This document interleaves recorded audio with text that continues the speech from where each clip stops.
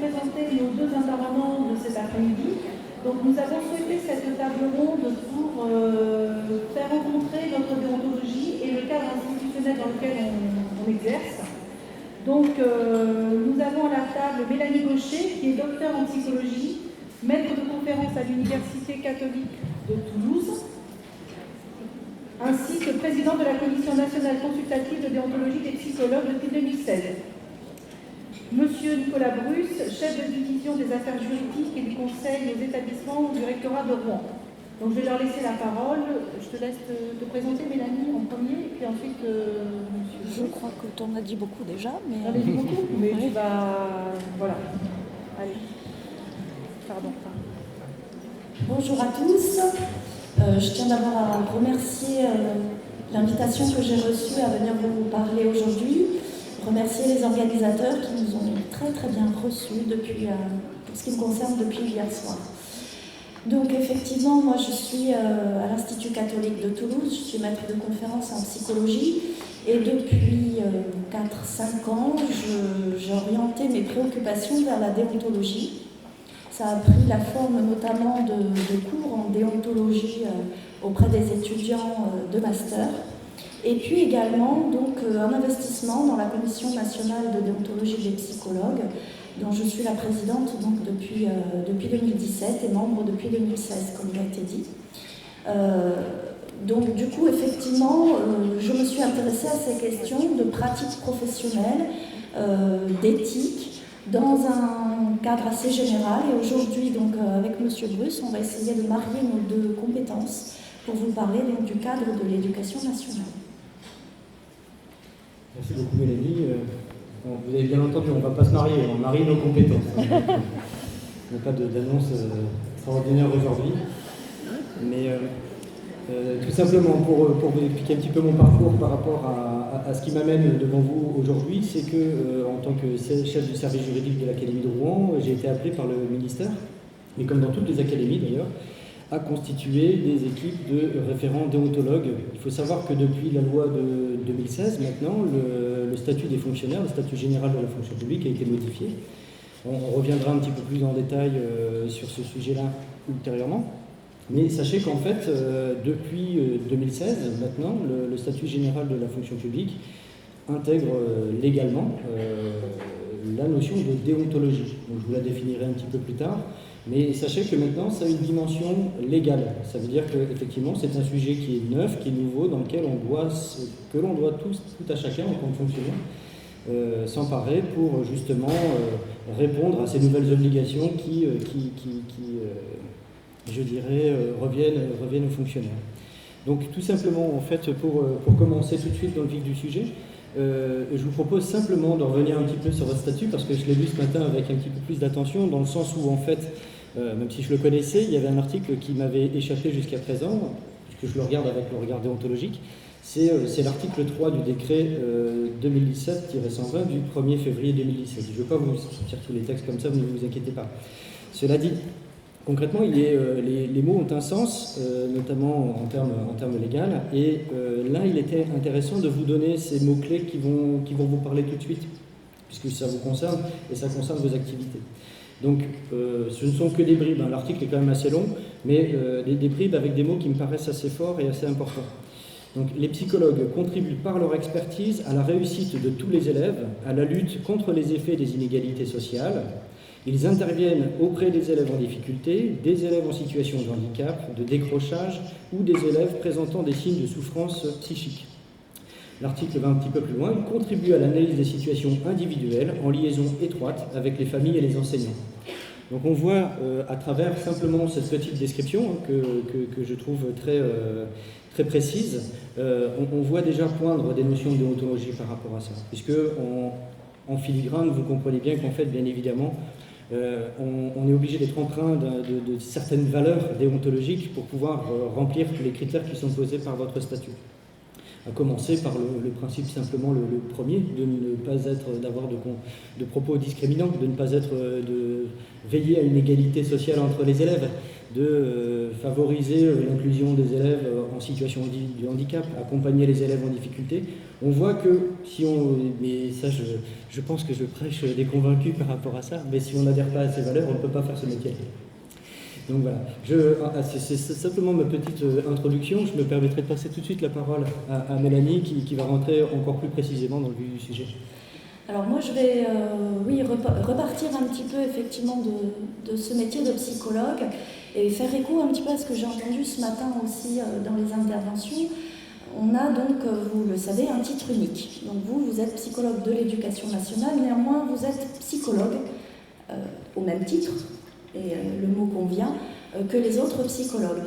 Et je me suis dit, en écoutant ce matin, notamment aussi les conférences d'accueil que l'on a eues ce matin, mais finalement, ce titre unique, auquel, je ne sais pas pour vous dans la salle, mais j'ai croisé beaucoup de psychologues qui tiennent à ce titre unique, nous sommes psychologues, peu importe qu'on soit dans un hôpital, qu'on soit dans une école, qu'on soit auprès des jeunes, des âgés, peu importe, nous sommes psychologues. Mais finalement, ce titre unique, quelle est sa spécificité qui fait que dans le cadre effectivement de votre statut de fonctionnaire, il va s'exercer quand même. Et je me suis dit, au regard de ce que j'ai entendu ce matin, notamment, que face à des usagers, face à des patients, face à des élèves, face à une hiérarchie, des jeunes, des moins jeunes, etc., quelle que soit finalement la personne que l'on a en face en tant que psychologue, ce qu'on recueille comme demande, finalement, la demande de chacun d'eux, c'est finalement, à mon sens, que vous les aidiez dans leur quête de sens. On a parlé d'orientation ce matin, on parlera aussi de gens qui sont en transit, des migrants, comme on les appelle, on reviendra là-dessus, mais finalement, quelle est cette spécificité du métier? C'est que vous êtes une aide, un guide, je reprendrai ce mot-là que j'ai entendu tout à l'heure aussi, un guide dans leur quête de sens, le sens de leur insertion professionnelle, le sens de la vie en général quand on est peut-être plus psychologue clinicien auprès d'un patient libéral. Mais en tout cas, c'est cette quête de sens qui vient être interrogée, me semble-t-il, dans les demandes, et même les demandes de la hiérarchie. Alors il me semble qu'au-delà effectivement des méthodes, des outils, des tests, de tous les moyens possibles effectivement pour arriver à quelque chose, finalement, ce qui est l'essentiel, c'est quand même justement où on veut aller. Quelle est la finalité, quel est le but assigné, dirait notre code de déontologie. Donc il me semble effectivement que là, on est aussi pour, en tant que psychologue dans notre spécificité, proposer un temps d'échange et un temps pour penser les situations plutôt que de les agir. On parlait ce matin aussi d'immédiateté, de rapidité de la réponse, etc. Mais me semble-t-il que notre spécificité par rapport à d'autres collègues qu'on peut avoir effectivement autour et dans l'éducation nationale, ça va être de pouvoir proposer aux gens qui sont en face de nous un temps pour penser la situation avant d'en rédiger quelque chose ou d'en faire un test ou que sais-je encore. Alors aujourd'hui, effectivement, et pendant 3 jours, c'est ce que vous propose l'association, c'est de faire un pas de côté, me semble-t-il, de prendre ce temps d'échange, comme l'a dit Sylvie ce matin, et effectivement d'aller au-delà d'un protocole codifié, d'une réponse à apporter, qui serait encore une fois protocolisée avec une obligation, finalement, d'orienter chacun dans des boîtes qui seraient, à mon sens, préparées par le ministère ou par une autre forme de hiérarchie. Je me suis interrogée dans ce cadre-là, du coup, comment y arriver? Comment favoriser cet espace d'échange, cet espace à penser, on va dire. Qu'est-ce que nous pourrions faire pour éviter de répondre présent d'une manière aveugle et immédiate à toutes les situations? Un petit peu comme si on était des pompiers. Moi, je dis souvent, et je le dis même à mes étudiants, nous ne sommes pas un métier de l'urgence.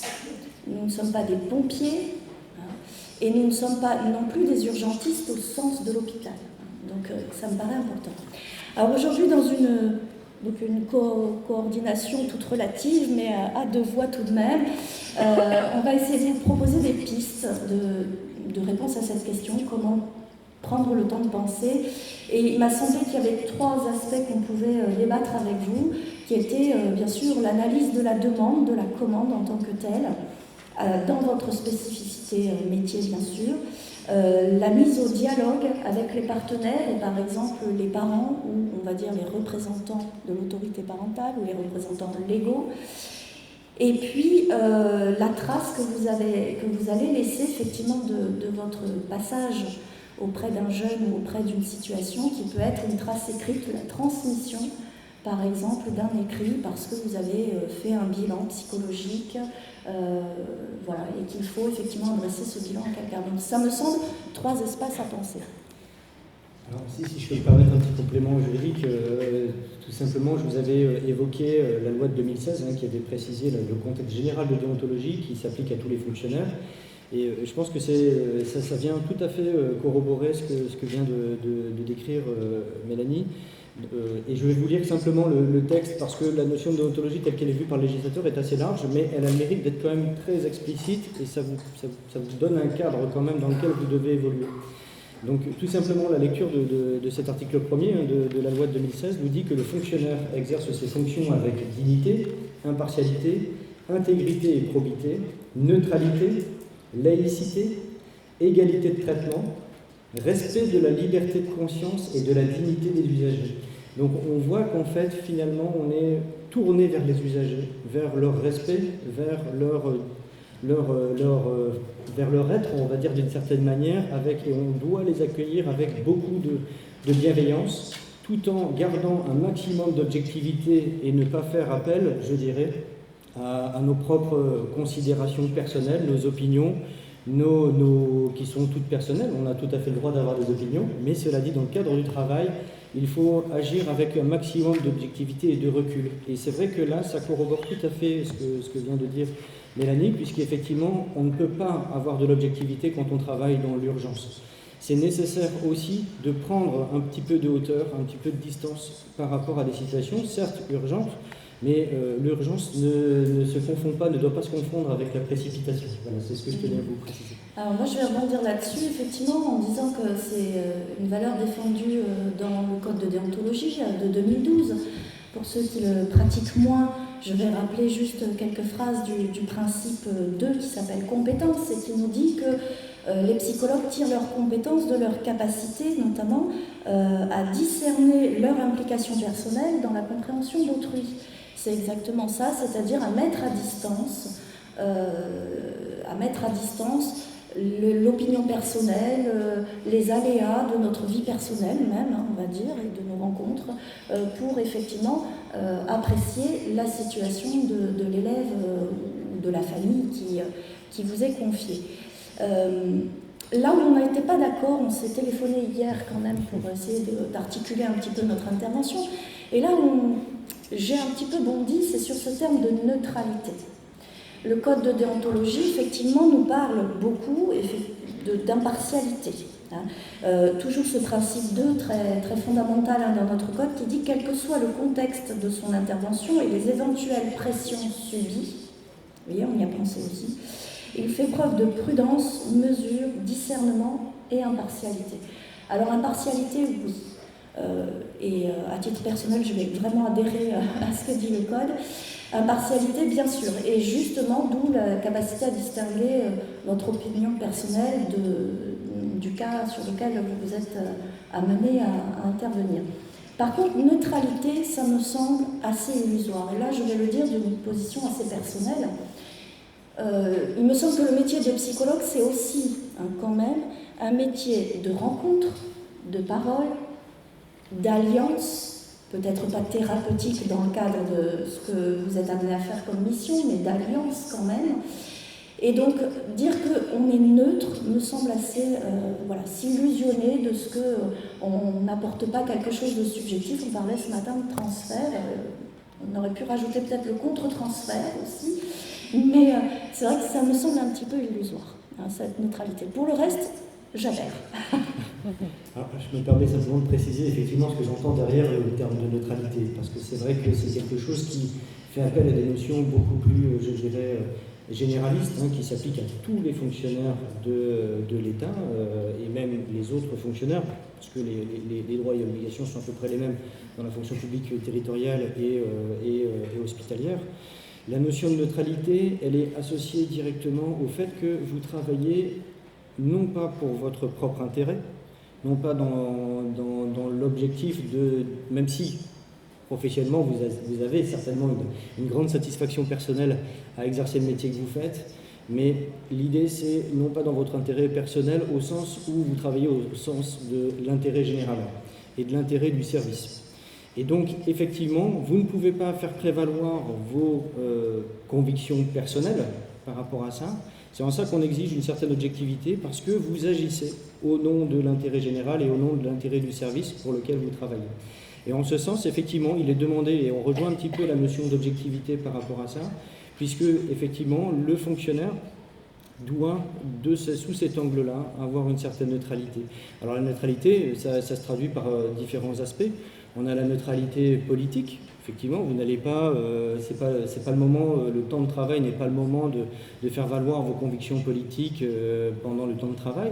C'est aussi les convictions religieuses, c'est la même chose. Vous n'avez pas du tout à exprimer ou faire exprimer, enfin, en tout cas faire du prosélytisme pendant le temps de travail. Mais c'est aussi une neutralité commerciale, c'est-à-dire que vous n'avez pas à privilégier les intérêts de votre belle-sœur ou de votre beau-frère, parce que effectivement, ben voilà, parce qu'ils vous invitent tous les hivers à la neige. Donc c'est dans ce sens-là que effectivement la neutralité est entendue. Au-delà de ça, bien évidemment, ça n'empêche absolument pas, au contraire, hein, comme je vous le disais dans le texte de l'article 3, vous apportez une expertise, une lecture qui est la vôtre, et on vous attend sur ça, justement pour apporter un éclairage qui est le vôtre pour pouvoir résoudre des solutions complexes. Alors on est d'accord effectivement sur cette neutralité, notamment commerciale, hein, où on n'use pas, ça c'est le code aussi de déontologie qui nous le dit, on n'use pas effectivement notre position de psychologue à des fins personnelles ou de prosélytisme, effectivement, comme vous le disiez, ou bien effectivement à des fins commerciales, de rémunération, de gens de notre famille ou amis. Je rebondirai sur l'expertise. On est attendu sur l'expertise, effectivement.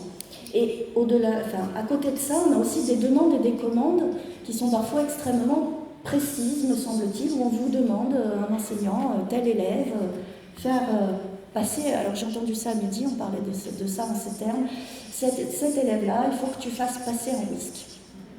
Alors, effectivement, c'est une commande, presque plus qu'une demande, à mon sens, c'est une commande qui est extrêmement précise. Et par le cadre même institutionnel et l'émission que vous avez acceptée en étant psychologue de l'éducation nationale, effectivement, il faut bien répondre à un certain nombre de demandes ou de commandes.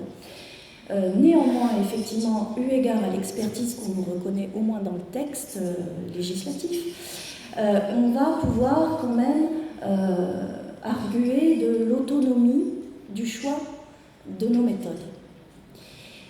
Ça veut dire que finalement, on peut, quand on nous dit fait passer un WISC, eh bien, le WISC est le moyen, la méthode, mais quel est, encore une fois, je le disais tout à l'heure, j'insiste, quel est le but, quelle est la finalité? Le code de déontologie nous parle de but assigné, c'est même le titre du principe 6, respect du but assigné. Alors je ne vous cache pas que ce code de déontologie nous pose aussi des questions, nous en commission nationale de déonto, il nous interroge aussi, et ce principe 6 est extrêmement compliqué, puisqu'on se demande toujours qui assigne quoi à qui. Le but assigné, c'est voilà, qui assigne quoi à qui. Alors il y a plusieurs façons de l'entendre. Le but assigné pourrait être effectivement dans la commande ce que l'enseignant, le chef d'établissement ou quelqu'un d'autre vous a demandé. Donc qui l'assigne? Bien un collègue ou un supérieur hiérarchique, on dira, une tutelle éventuellement, qui assigne quoi? Faire passer un WISC à qui? À tel enfant. Ça pourrait être ça. Mais si on reste sur cette définition-là, effectivement, vous vous retrouvez complètement enfermé dans une demande auquel finalement vous seriez technicien de la psychologie et non pas psychologue, et dire qu'on administre comme ça, voilà, tel test. Alors la première chose qui me semble importante quand même à rappeler, et je parle sous ton contrôle, les tests, ce n'est pas la propriété du psychologue. Donc la première chose, c'est de se dire que si on se raccroche à l'outil, comme parfois certains le font, en disant au moins nous, on nous reconnaît la maîtrise des tests, bien, on se fourvoie un petit peu parce que les tests ne sont pas la propriété du psychologue. Votre boulangère peut faire passer un WISC si elle le désire, légalement parlant. Par contre, on est bien d'accord que l'interprétation du test, si c'est la boulangère qui le fait, ça risque de coincer un peu. Donc c'est effectivement l'expertise qui est la vôtre, encore une fois, n'est pas dans le faire, dans l'agir. Elle est dans le penser. Pensez les résultats, pensez le chiffre que vous avez obtenu, posez les questions du WISC. Je vais être un peu provoque, mais n'importe qui peut poser les questions à l'enfant. Mais arriver à penser ce que ça peut vouloir dire, arriver à analyser les signes cliniques que vous avez peut-être repérés en situation au moment de la passation de ce test. Ça, c'est votre spécificité. Et ça, c'est le but, me semble-t-il, que le psychologue de l'éducation nationale peut s'assigner à lui-même. Et donc, on n'est plus du tout sur un assignement d'un but par une hiérarchie qui vous commande un outil. On est sur, à ce moment-là, un but que vous avez collectivement, je pense que voilà, la hiérarchie le partage avec vous, qui est la meilleure orientation possible pour un élève en situation peut-être particulière, qui peut être effectivement lié à un handicap ou à des difficultés scolaires, un décrochage, etc. On est sur un but qui est commun, mais vous assignez le but de construire la réflexion qui sera donnée par des indicateurs qui peuvent être effectivement les outils comme le WISC. Et ça, c'est un but qui me semble tout à fait différent. Et c'est là que peut s'exercer votre liberté, alors liberté n'est pas le bon mot, votre autonomie dans le choix de la méthode, puisqu'on vous commande un WISC. Est-il possible d'engager un dialogue pour peut-être faire autre chose, si vous croyez qu'autre chose serait pertinent? Alors à mon sens, mais là je vais renvoyer la balle à mon coéquipier, il me semble qu'ajouter un outil n'est jamais interdit. Par contre, est-ce qu'on peut en enlever un?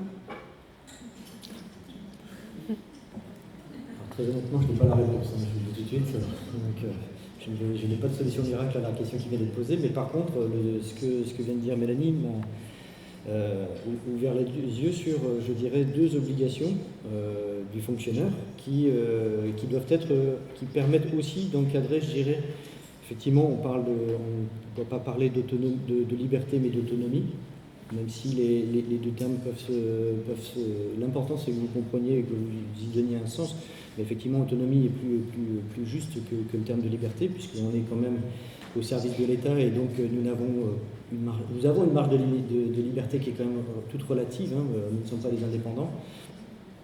Mais justement, par rapport à ça, il y avait deux choses. La première, dans le cas que tu as évoqué, c'était la question de la collaboration avec des tiers, avec un enseignant, avec d'autres collègues qui sont peut-être même un chef d'établissement, des partenaires habituels que vous avez au quotidien dans vos établissements.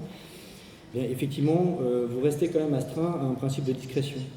C'est-à-dire qu'en fait, le principe de discrétion, effectivement, on ne peut pas parler vous concernant de secret professionnel parce qu'effectivement, on n'est pas dans la sphère médicale. Donc effectivement, il n'y a pas le pendant pénal qui est derrière tout ça. Mais néanmoins, le code de déontologie que vous avez, qui est reconnu, somme toute, parle quand même d'une certaine discrétion, une discrétion renforcée que vous devez avoir. Et elle s'entend comment, en fait, cette discrétion? Par le fait que il ne s'agit pas pour vous de tout dire, de tout expliquer, d'être complètement transparent, mais au contraire, justement, de préserver, à travers le dialogue que vous allez avoir avec votre interlocuteur, l'idée de préserver les intérêts de l'élève, de sa famille, par rapport à des situations qui peuvent être dramatiques. Mais l'idée, c'est de ne pas verser dans la curiosité malsaine des collaborateurs que vous avez au quotidien. Donc il y a toute une mesure à avoir par rapport justement, une retenue à avoir par rapport justement aux questions et aux problèmes auxquels vous êtes confrontés. Donc vous avez la pleine et entière connaissance, mais il ne faut pas restituer pleinement et intégralement ce que vous savez, on va dire, par rapport à des élèves et des familles. Là, encore une fois, le point qui est vraiment fondamental, qui est important de comprendre pourquoi cette discrétion, c'est parce qu'il s'agit de préserver. On parlait de préserver la dignité des usagers, je vous parlais de déontologie tout à l'heure et c'était exprimé dans ce sens. L'idée, c'est véritablement de préserver, je dirais, l'intégrité physique et psychologique des personnes qui se confient à vous, qui vous exposent leurs problèmes. Et justement, ça fait partie d'une des difficultés auxquelles vous êtes confrontés, en tout cas par retour d'expérience en Normandie, et Lydia le dira mieux que moi. Effectivement, il y a des pressions qui sont faites par vos interlocuteurs parce que justement, ils veulent savoir exactement ce qui s'est passé, à quelle heure, comment, avec qui. Et concrètement, ça ne verse absolument pas, et ça ne va pas dans l'intérêt d'une solution à apporter à l'élève et à sa famille. Donc voilà, il y a cette première retenue. La deuxième chose aussi qui est importante, c'est effectivement dans le cadre de la commande, c'est un des principes fondamentaux des obligations du fonctionnaire. C'est un principe, alors excusez-moi du gros mot, mais le terme est là. En ces termes, vous le trouverez dans la loi de 83, c'est un principe d'obéissance hiérarchique. Alors, c'est un peu désuet, c'est vrai que ça peut paraître un peu choquant, l'obéissance. Nous ne sommes pas dans une relation sadomasochiste, ne vous inquiétez pas. Mais cela dit, en fait, concrètement, qu'est-ce que ça veut dire derrière? C'est qu'effectivement, vous avez des instructions qui vous sont données, vous devez exercer le métier dans le cadre légal qui vous a été donné, et au-delà même du cadre légal qui vous a été donné, qu'on a évoqué à travers le statut de 2017, mais il y a aussi d'autres règles qui s'appliquent à vous, et que vous devez connaître parce que, en France, comme dans la plupart des démocraties, nul n'est censé ignorer la loi. Et donc, effectivement, il y a des freins aussi qui viennent limiter votre action parce que, très concrètement, vous ne pouvez pas, ne serait-ce au-delà de la discrétion que vous devez avoir, communiquer n'importe quel document à n'importe qui. La communication des documents administratifs, par exemple, est encadrée par une loi de 1979, et pour lesquelles, effectivement, on peut se retrouver dans des situations de violation de la vie privée des gens par rapport à ça. Et donc cette loi protège effectivement les intérêts de ces personnes.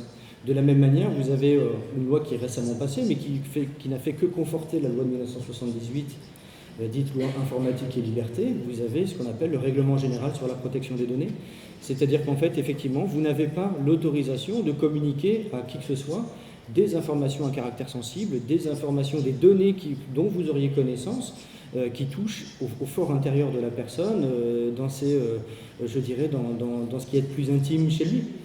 Donc de ce point de vue-là, effectivement, il y a aussi une réglementation dont vous devez vous emparer pour cerner les limites de votre métier et cerner aussi les limites de la commande qui vous est passée par votre supérieur hiérarchique, en ce sens. Et puis bien évidemment, comme je le disais en titre préliminaire, quand je vous ai lu l'article 3, cela dit, ce n'est pas parce que vous avez une hiérarchie qui vous donne des instructions et un cadre dans lequel vous devez travailler que vous devez vous interdire de collaborer avec vos partenaires. On l'a dit, l'un n'exclut pas l'autre, on va dire. Il n'y a pas et au contraire, c'est votre cœur de métier de pouvoir échanger avec les enseignants, de pouvoir échanger avec les familles, de pouvoir échanger avec une direction d'établissement. Mais tout en retenue et dans toutes les limites que je vous ai évoquées très sommairement à ce moment-là. Voilà, je m'arrête. Alors, je vais rebondir sur le secret professionnel. C'est vrai que sur l'article 7 du Code de 2012, on vous dit que, je vous le lis, les obligations concernant le secret professionnel s'imposent quel que soit le cadre d'exercice. Et le secret professionnel, il peut être par mission ou par profession. Dans ce cadre-là, il serait par mission, effectivement. Donc on parle, nous, dans le Code, plutôt de confidentialité que de discrétion, même si cela revêt finalement à peu près la même réalité. À savoir qu'il faut effectivement, encore une fois, on va être avant de faire, on va essayer de le penser, c'est-à-dire quelles sont les informations dans le dialogue dont les autres ont besoin pour appréhender la situation du jeune adolescent de la meilleure façon qui soit, et je vais donner simplement ces informations-là et pas plus. Alors, c'est toujours effectivement un jugement très personnel en fonction d'un cas unique qu'on a devant soi, de se dire, voyons, qu'est-ce que j'écris? Est-ce que je l'écris ou est-ce que je ne l'écris pas? Par exemple, un chiffre de test justement de WISC. Je le mets ou je ne le mets pas, le chiffre? Et ça reste effectivement quelque chose à la fois très personnel dans le jugement, mais qui peut être aussi parfois contraint par des protocoles et des logiques différentes des nôtres en tant que psychologue. Je me souviens d'un de mes étudiants qui avait fait un stage où le psychologue s'était retrouvé dans une situation très délicate. Elle avait fait passer un WISC, et dans la transmission qu'elle voulait faire, elle ne voulait pas mettre le chiffre pour qu'effectivement on ne stigmatise pas ce jeune, juste un chiffre. Très louable, et sur le plan déontologique, rien à dire de ce point de vue-là. Mais elle s'est retrouvée dans une situation fort inconfortable puisque le protocole de la MDPH de son département prévoyait que dans le dossier constitué, il devait y avoir le chiffre. Les parents de l'enfant, eux, préféraient que le chiffre soit absent. Du moins au départ, voilà, ils étaient effectivement contents que la psychologue, a priori, soit sur l'analyse, l'interprétation, mais pas effectivement la retransmission brute d'un chiffre. Et puis ils ont fini par changer d'idée parce que la MDPH a retoqué le dossier plusieurs fois en disant « nous on n'a pas le chiffre et nous on fait notre analyse en fonction d'un critère qui est le chiffre. Tant qu'il n'y a pas le chiffre, le dossier ne passe pas, l'enfant ne peut pas être effectivement pris en charge de la meilleure façon qui soit. » Donc là, on s'est retrouvé dans une logique assez contradictoire entre un protocole qui est fait par un autre service, effectivement, et dont on fait frais et dépendance, finalement, même au prix de notre déontologie. Donc, c'est toujours à mesurer au cas par cas entre, effectivement, le bénéfice qu'en tirera, je dirais, l'adolescent et sa famille derrière, hein, et la cause à défendre de notre déontologie absolue. Je crois qu'il faut être un peu mesuré. Autre chose que je voulais aborder dans le dialogue, c'était le consentement. Il me semble effectivement que dans ce que vous allez dire, ou ce que vous devez dire, ou ce que vous ne devez pas dire, la notion du consentement peut être éclairante et peut être une piste effectivement pour vous de soutien. C'est-à-dire que vous devez avoir le consentement éclairé, à la fois, bien sûr, pour passer une technique comme un test, même pour voir l'enfant en entretien, l'enfant, l'adolescent, son consentement est requis, ou en tout cas, il y a des cas d'obligation, mais il faut le rechercher. Le code de déontologie ne dit pas qu'il faut le trouver, dit qu'il faut au moins tout mettre en œuvre pour rechercher ce consentement. Donc ça concerne à la fois l'enfant, qu'il soit mineur ou le jeune majeur, hein, voilà, ça concerne l'adulte bien sûr dans un autre cadre que le vôtre, et ça concerne aussi les familles. C'est-à-dire qu'à un moment, voilà, les limites aussi de votre intervention peuvent se trouver là. La famille ne consent pas à ce que vous donniez telle ou telle information. L'enfant ne souhaite pas que vous parliez de telle ou telle information qu'il vous a donnée. Et ça, effectivement, mis en lien avec la confidentialité ou la discrétion, ça fait force pour qu'effectivement on puisse lutter contre la pression de collègues, comme on disait, d'indiscrétion peut-être malsaine, à savoir tous les détails. Petite précision, et là on va ouvrir le dialogue dont on a parlé parce que c'est important, concernant le consentement des représentants légaux. On a une différence, on va le dire comme ça, une différence entre notre code de déontologie et la loi, le côté juridique de la chose. Notre code de déontologie va nous dire dans l'article 11 qu'il nous faut le consentement des détenteurs de l'autorité parentale, ou des représentants légaux. Des. Alors pour ceux qui ne savent pas, j'ai un scoop, pour faire un enfant, en général, il faut être deux. Donc ça fait des. Et donc effectivement, ça explique le des. Ça veut dire que dans notre article, nous disons qu'il nous faut l'accord, je vais le faire simple, des deux parents. Même s'ils sont séparés, divorcés, fâchés. Comment ? A fortiori. Surtout quand ils sont fâchés. Mais c'est vrai que ça complique drôlement notre affaire. Alors on a un petit écart à la loi, effectivement, de ce point de vue-là. Alors, moi je voudrais déjà revenir un petit peu sur ce que tu as dit, Mélanie, par rapport à la notion de consentement et le fait qu'effectivement il était important de le recueillir, dans le sens où, et là je vais vous faire une réponse qui n'est pas forcément une réponse de juriste, mais une réponse par pragmatisme, parce que même en droit, des fois le bon sens l'emporte. En tout cas, moi, l'expérience que j'ai devant les tribunaux, en tout cas, est celle qu'un magistrat va toujours essayer de raisonner avec le plus de bon sens possible. Alors le bon sens d'un magistrat, bien évidemment. Tout le monde a sa propre vision du bon sens. Mais en attendant, derrière ça, il y a une notion de pragmatisme. Et ce qui est important, je pense, et qui rejoint un petit peu aussi les obligations qui sont les vôtres en tant que fonctionnaire, c'est le fait de rechercher une certaine forme d'efficacité. Et en ce sens, effectivement, vous ne pourrez jamais quelqu'un faire quelque chose, faire un test, vous ne pourrez jamais le forcer, sinon il vous écrira n'importe quoi. Enfin bref, ça ne va pas vous aider. En revanche, effectivement, ce que vous cherchez à atteindre, c'est faire une analyse pour pouvoir faire une expertise qui soit la plus complète possible. Donc, plus vous entourez, je dirais, de toutes ces précautions liées au consentement vis-à-vis de l'élève, vis-à-vis de sa famille, grâce à la confidentialité, grâce à la discrétion, à la confiance que les familles et les élèves vous font lorsqu'elles se confient à vous, bien, effectivement, vous allez obtenir le résultat attendu. Et en ce sens, vous remplissez effectivement l'objectif atteint. Il faut toujours aussi raisonner en termes de finalité et d'objectifs que vous vous êtes fixés par rapport à l'expertise que vous devez apporter. Ça, à mon sens, c'était un point important de vous préciser, parce que là, vous vous inscrivez aussi déontologiquement parfaitement dans ce qu'attend l'État de vous dans le cadre de vos missions.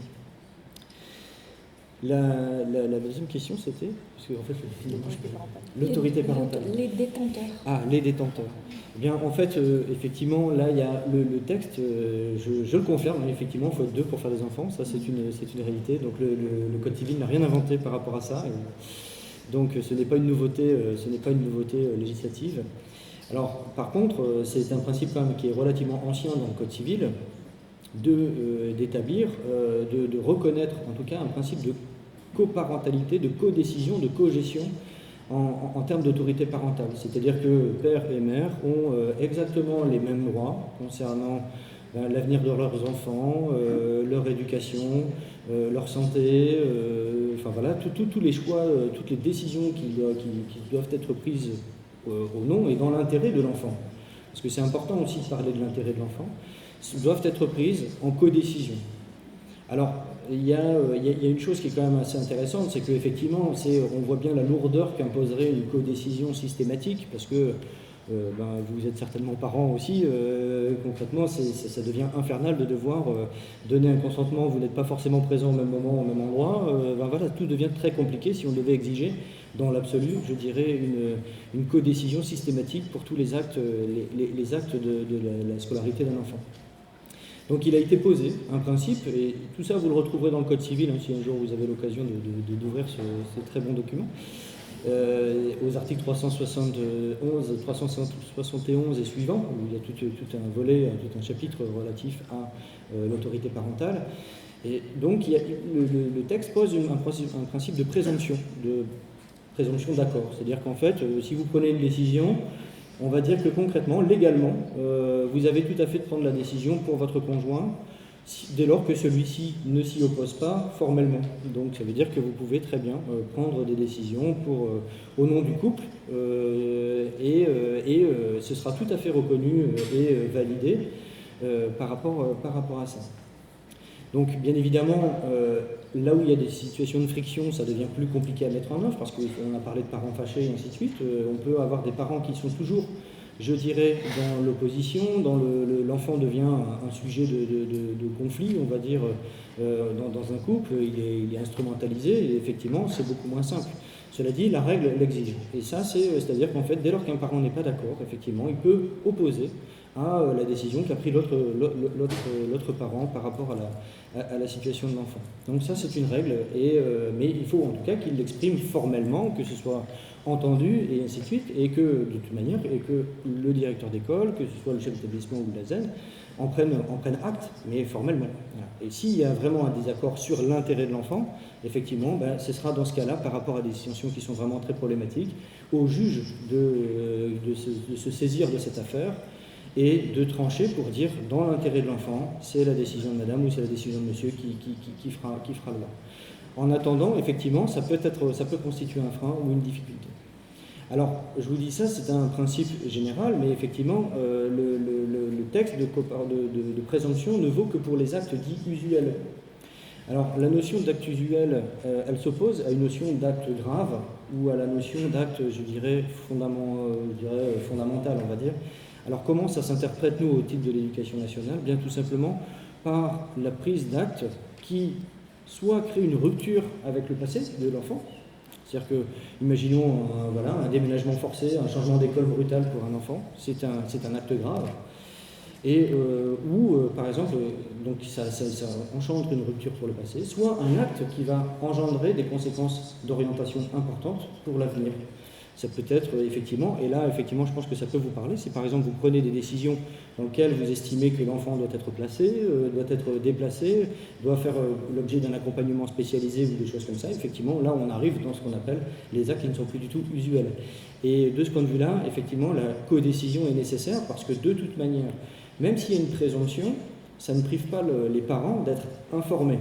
C'est-à-dire qu'en fait, quoi qu'il en soit, lorsque un parent a dit, bon ben voilà, pour la sortie scolaire, j'ai donné mon accord pour nous deux, il n'y a pas de souci, l'autre parent, si par exemple ils sont séparés, et c'est dans ces cas-là, parce que quand tout le monde vit dans le même foyer, on peut présumer que les gens parlent entre eux, mais quand ils sont séparés, effectivement, il faut que l'institution prévienne l'autre parent du fait que, vous savez, votre enfant va partir à la sortie scolaire tel jour, à telle heure.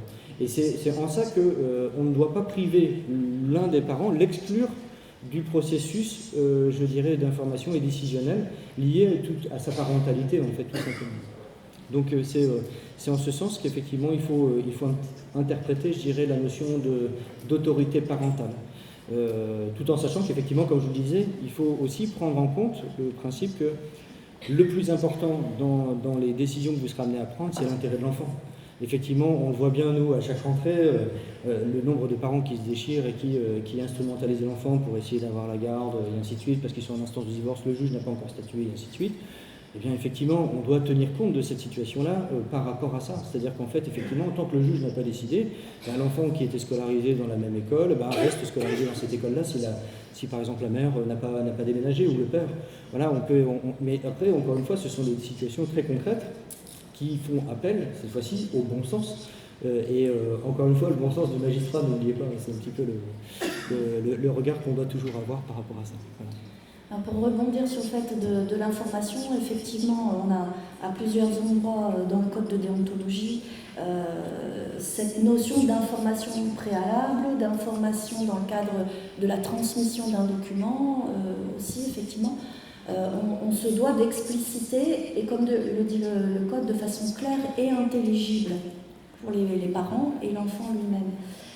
Sur le fait de ne pas exclure un parent, quand les parents sont séparés, il y a aussi une autre question qui se pose, me semble-t-il, c'est quel serait l'impact de cette exclusion chez l'enfant.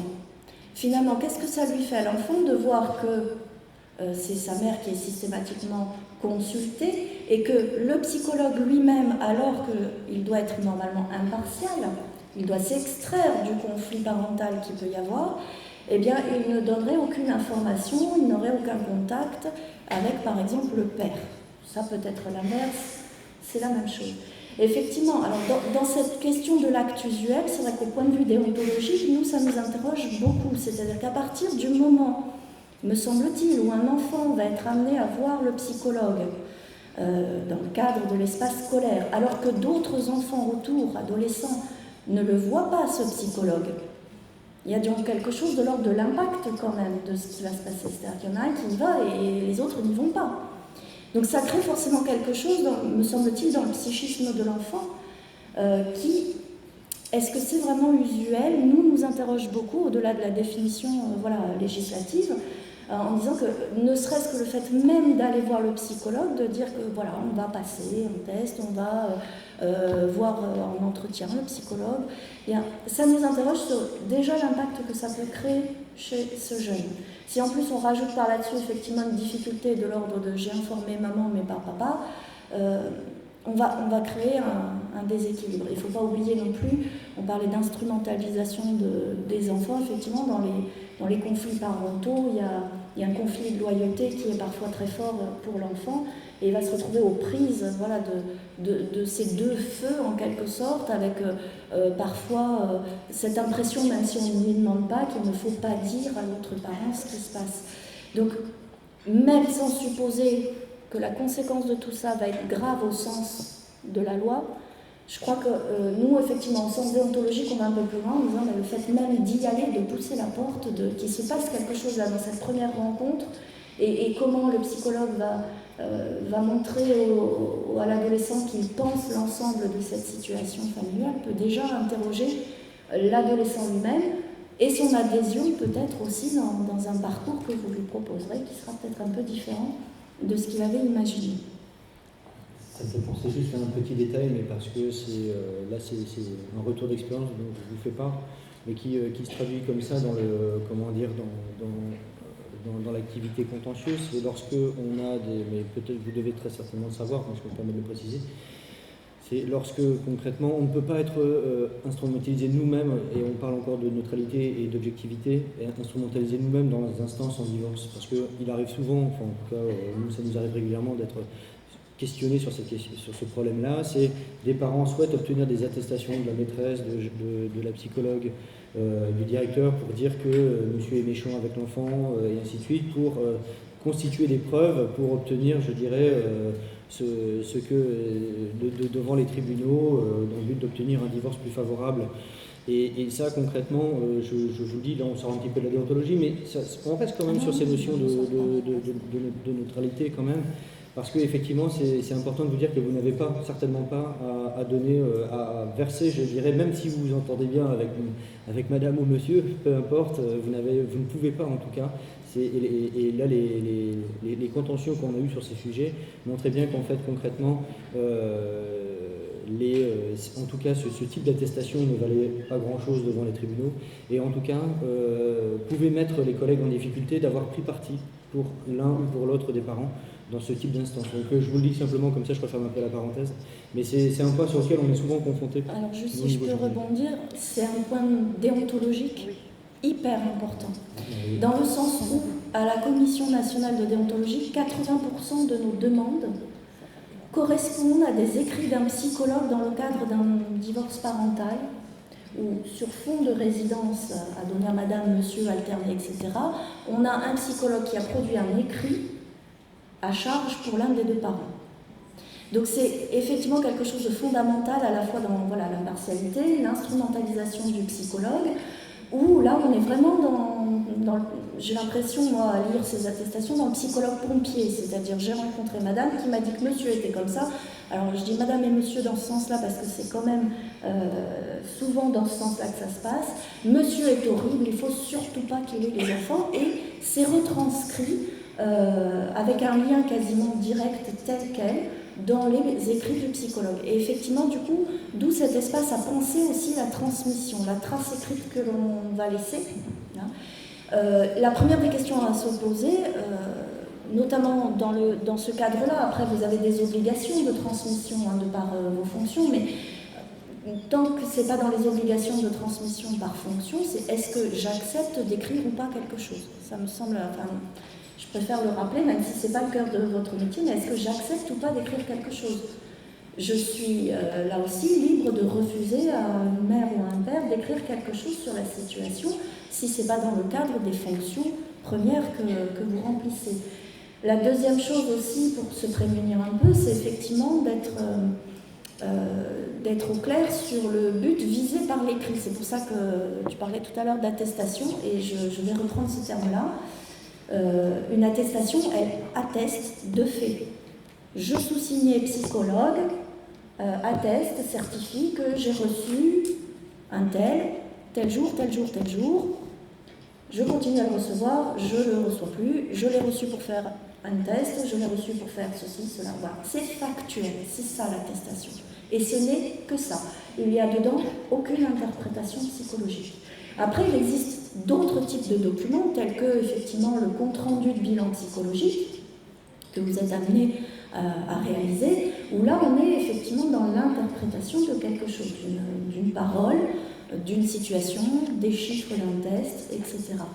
Mais je crois effectivement qu'il faut être très prudent sur déjà la nature du document. Donc là, on a des références qui nous sont données à l'article 20 dans le code de déontologie qui permettent de dire, voilà, attention, il faut que le document, ça soit ça, ça et ça. Le destinataire aussi me semble important, c'est-à-dire quand vous écrivez le document, que ce soit le compte-rendu de bilan psychologique dans le cadre d'un dossier que vous avez eu à évaluer ou que ce soit un autre type de document, quel est le destinataire? Il va y avoir un seul document. Et il faut qu'il soit étiqueté en tant que destinataire, c'est-à-dire à qui vous l'adressez ce document. Aux parents, vous ferez sans doute, dans le meilleur des cas, une restitution orale aussi de ce qui s'est passé. Le destinataire, ça sera peut-être une institution. Donc ce que vous écrivez et la façon de l'écrire est aussi fonction du destinataire. Donc c'est important de se poser la question, à qui est destiné mon document, et de le mettre directement sur le document pour que quelqu'un d'autre qui tombe sur ce document, malgré la confidentialité des propos, sache dans quelle intention il a été écrit ce document-là. Ça me semble aussi important. Justement, j'en profite pour apporter une petite précision à ce point-là, qui est tout à fait exact et auquel je souscris entièrement, puisqu'il ne faut pas oublier non plus qu'on parlait du destinataire, mais on parlait des tiers, mais on peut parler de l'intéressé lui-même et de sa famille. Puisque je vous ai dit tout à l'heure qu'il y a une loi de 79 qui réglemente l'accès aux documents administratifs. C'est-à-dire que toute personne concernée, y compris vous, si dans votre vie personnelle ou professionnelle, vous en ressentez le besoin, vous pouvez accéder à tous les documents administratifs qui ont été produits vous concernant. Et donc, il y a très peu de documents qui ne sont pas communicables. Et nous, on ne rentre certainement pas dans le champ, puisqu'il s'agit du secret défense, on va dire d'une manière générale, donc nous ne sommes pas des espions. Donc de ce point de vue-là, on n'est pas couvert par un secret. Mais en dehors de ce cas, la personne, que ce soit la famille, peut très bien exiger d'avoir connaissance des documents que vous avez écrits dès lors qu'ils sont aboutis, finis. Ce ne sont pas des brouillons, c'est-à-dire que vous avez arrêté votre rapport, votre expertise est terminée, ça va s'adosser au dossier scolaire de l'élève et ça va le suivre. Et donc la famille et l'élève lui-même, quand il sera, il peut demander effectivement avoir accès à ce document. Donc il faut être très prudent aussi dans la manière dont on écrit les choses, parce que ça ramène aussi à un autre principe déontologique qui est celui, je dirais, du devoir de réserve, dans le sens où, pas de réserve, je dirais, je me trompe un petit peu, enfin, si en fait, je vais l'utiliser quand même, mais dans le sens où, en gros, vous ne devez pas avoir des propos, souvenez-vous de la petite définition que je vous ai donnée sur les valeurs déontologiques posées par la loi de 2016, c'est-à-dire qu'en fait, on ne peut pas avoir des propos discriminants dans ce qu'on écrit. On ne peut pas avoir des jugements de valeur sur ce qu'on écrit dans son rapport. Puisque, effectivement, on contrevient, je dirais, déontologiquement à notre impartialité, à notre objectivité par rapport à une situation donnée. Et pourtant, il nous arrive d'avoir des retours comme ça de situations où les parents, à juste titre, voient qu'en fait, je suis décrit comme quelqu'un de très pénible, je suis décrit comme quelqu'un d'infréquentable, et ainsi de suite, dans les documents. Et au-delà du côté juridique, si la personne le lit, c'est particulièrement blessant, choquant dans sa dignité. Donc c'est important aussi de peser les mots que vous utilisez quand vous écrivez vos rapports. Parce qu'effectivement, ça peut avoir des conséquences. Ça peut envenimer des situations.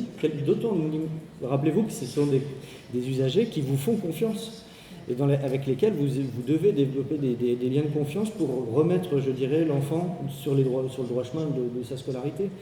Donc concrètement, ça peut être extrêmement contre-productif d'avoir ce type d'écrit, en tout cas des écrits qui ne sont pas tempérés ou modérés par rapport justement avec la présence de jugements de valeur ou de propos discriminants dans son sens le plus générique. Je vais vous donner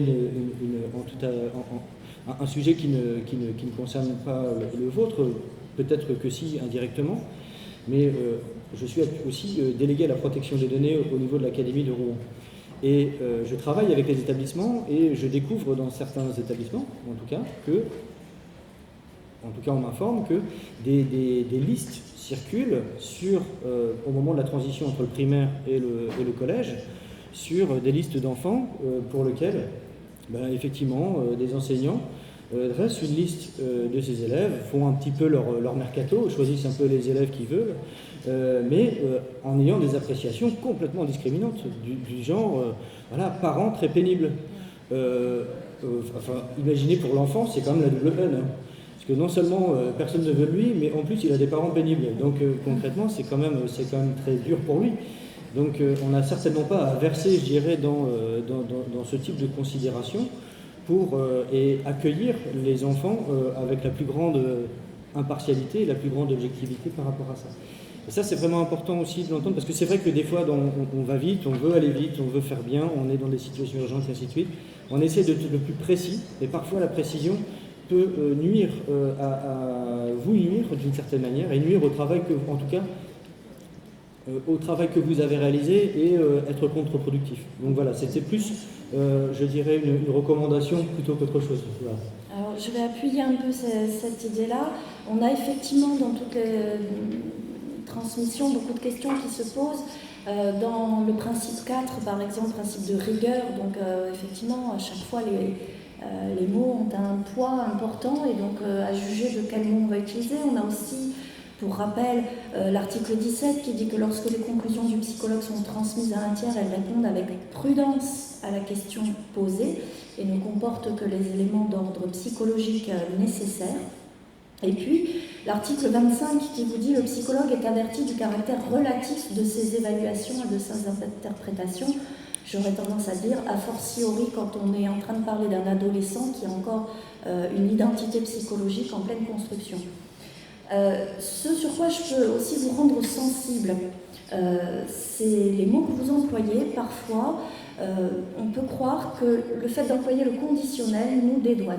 J'ai dit « serait » comme si, il serait pénible. Je n'ai pas dit qu'il l'était, j'ai dit « il serait ».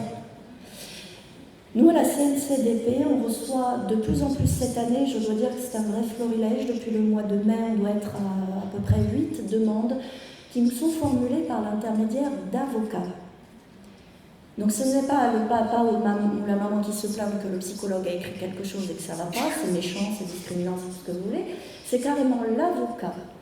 Et je constate donc, quand je vous rapporte une pratique, que les avocats n'hésitent pas à dire que même si l'emploi du conditionnel a été fait dans le document, il n'en demeure pas moins une mise en lien ou un jugement de valeur. Donc il serait pénible et considéré pour eux, en tout cas ils le plaident auprès des tribunaux, considéré pour eux comme ils sont pénibles. Voilà. Que vous disiez que les parents sont pénibles ou qu'ils seraient peut-être pénibles. Voilà. Donc j'attire vraiment votre attention sur cette prudence qu'on n'imagine peut-être pas voilà, encore une fois, quand on est aussi dans des injonctions temporelles, de faire les bilans assez vite, de peut-être un certain d'entre vous écrire des bilans plutôt le soir, en dehors des heures de travail ou le week-end, et qu'on se dit, bon, ben voilà, on est aussi dans des sphères de vie, entre vie professionnelle, vie familiale, enfin tout le monde se pose ces questions-là, c'est normal. Mais il faut être très attentif à cela. C'est-à-dire que si vous rapportez la parole de l'enfant, ou peu importe d'un tiers, il faut vraiment être très prudent à indiquer que c'est la parole rapportée de quelqu'un. L'enfant me dit que. Voilà. Et encore faut-il que cette précision en rapportant du verbatim, bien entendu, soit nécessaire et judicieux dans la situation. Mais si vous sentez qu'il peut être utile de le faire, vraiment être très prudent pour vous dégager, encore une fois, c'est l'idée de la prise de recul et de la prise de distance, d'être à distance de la parole et de se faire l'écho d'une parole et non pas celui qui va porter ce jugement de valeur discriminant. Ça me paraît effectivement très très important. Tout à fait. Voilà. Alors, avant de conclure, ouais, parce qu'on voulait vous laisser quand même le temps pour des questions. Voilà, oui aussi, puis l'idée c'est pas de vous submerger. Il y a beaucoup de concepts qu'on a évoqués, donc effectivement ça peut être, excusez-moi du mot, mais confusant, j'en trouve pas mieux. Ce qui est sûr, c'est qu'un dernier point, parce que c'est Madame Dulaurier qui m'avait posé cette question par rapport aux enfants migrants. Alors en soi, les enfants migrants, c'est un sujet qui pourrait, du fait de sa technicité et des problématiques que ça génère, je dirais, faire l'objet d'une conférence à part entière, à proprement parler. Moi, ce que je voulais simplement vous rappeler par rapport à ce sujet, c'est vous rappeler les principes fondamentaux qui doivent être entourés et toutes les précautions qui doivent être entourées par rapport à ça, parce que fondamentalement, qu'on soit un enfant migrant, qu'on soit un enfant divorcé, qu'on soit un enfant de famille recomposée ou composée, peu importe, on a exactement les mêmes droits à l'éducation. C'est-à-dire qu'en fait, les textes du Code de l'éducation ne font mention d'aucune distinction entre les enfants. Et ça, pour une très bonne raison, c'est que là, on touche à une liberté fondamentale, c'est-à-dire à un des socles qui constitue notre démocratie. Et en plus, c'est corroboré par des conventions internationales. Vous avez certainement entendu parler de la Convention de New York, des droits de l'enfant, qui ne date pas d'hier, mais voilà. Donc on est sur ce qu'on appelle des droits fondamentaux. Et là, moi, je vous donne simplement le point de vue juridique, parce que, et là, l'interprétation que pourrait avoir un magistrat, c'est que quoi qu'il en soit, quelles que soient les raisons pour lesquelles on priverait un enfant de son droit à l'éducation, on serait en tort. Parce qu'on touche à une liberté fondamentale, les enfants ont tous droit à une éducation. Donc de ce point de vue-là, c'est à l'administration de s'adapter et c'est une obligation de résultat. Pas une obligation de dire j'ai tout fait pour que l'enfant, et ça n'a pas marché. Non, nous avons une obligation de garantir, et l'État, c'est son obligation de garantir l'éducation des enfants et leur instruction. Donc concrètement, c'est un point vraiment fondamental. Donc il ne peut pas y avoir de distinguo à opérer par rapport à ça.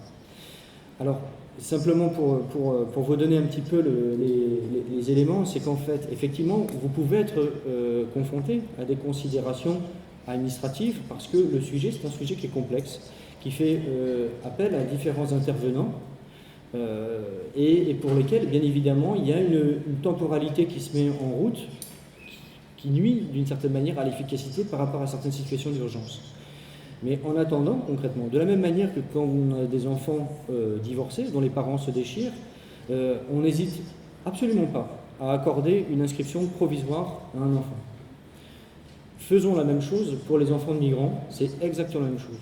D'autant que les impacts pour un enfant migrant, comme pour un enfant divorcé de toute manière, est considérable parce que ce sont des enfants qui se retrouvent souvent privés de leurs parents, qui sont livrés à eux-mêmes dans un pays étranger qu'ils ne connaissent pas, dont ils ne connaissent pas forcément la langue, et qui risquent très rapidement de se retrouver embrigadés dans je ne sais quel réseau à l'extérieur et dans la vie civile. Donc on a un rôle véritablement structurant pour ces enfants, un rôle primordial de pouvoir les accueillir au sein de la République. Et ça, c'est vraiment quelque chose de très important à intégrer et à comprendre et à connaître pour justement ne pas opposer, je dirais, à une inscription. Je dirais le fait qu'un formulaire n'ait pas été rempli en temps et en heure, et ainsi de suite. On est dans des situations d'urgence.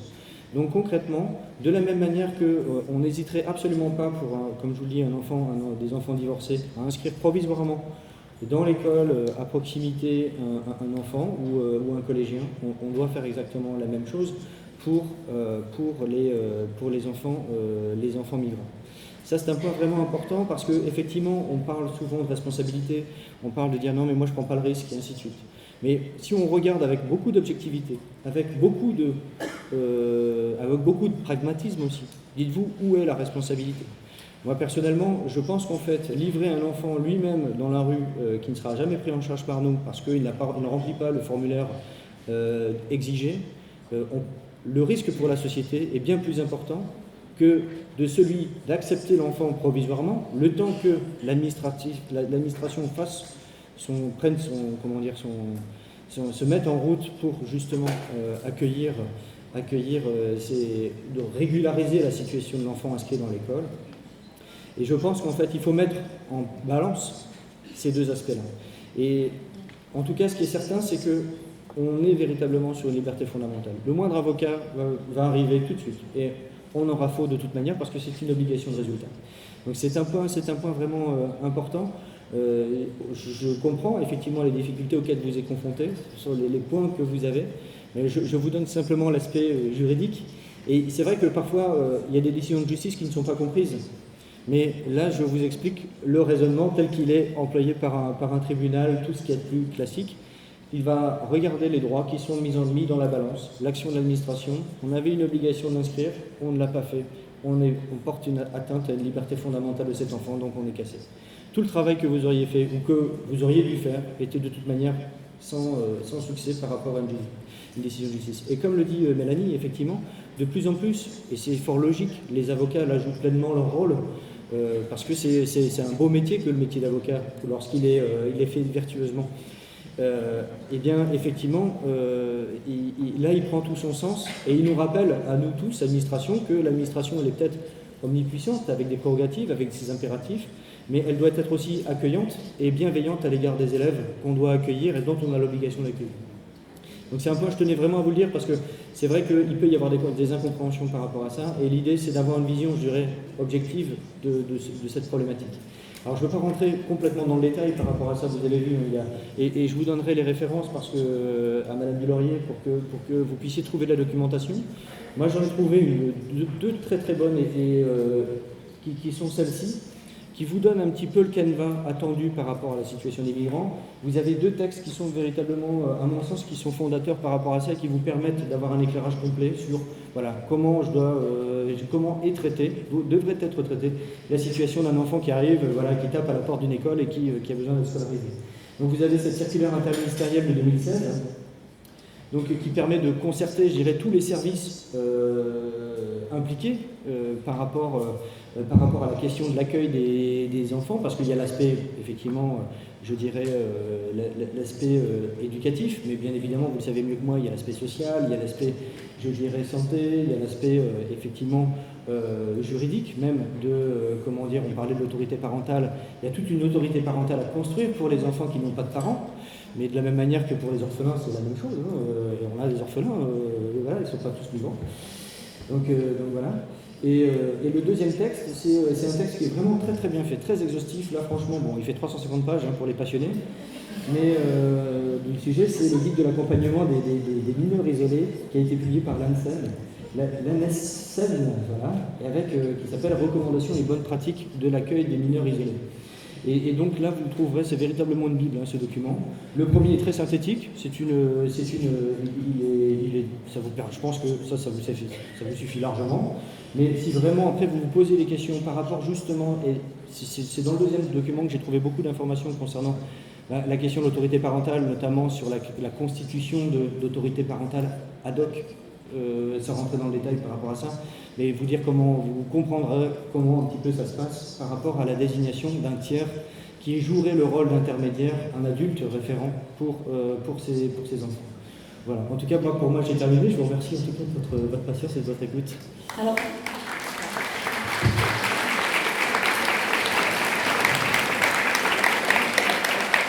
juste puisqu'on était dans les textes de référence, moi je vais vous signaler des choses qu'on publie à la CNCDP, donc qui sont les actes de nos journées. On a des journées à peu près tous les 2 ans.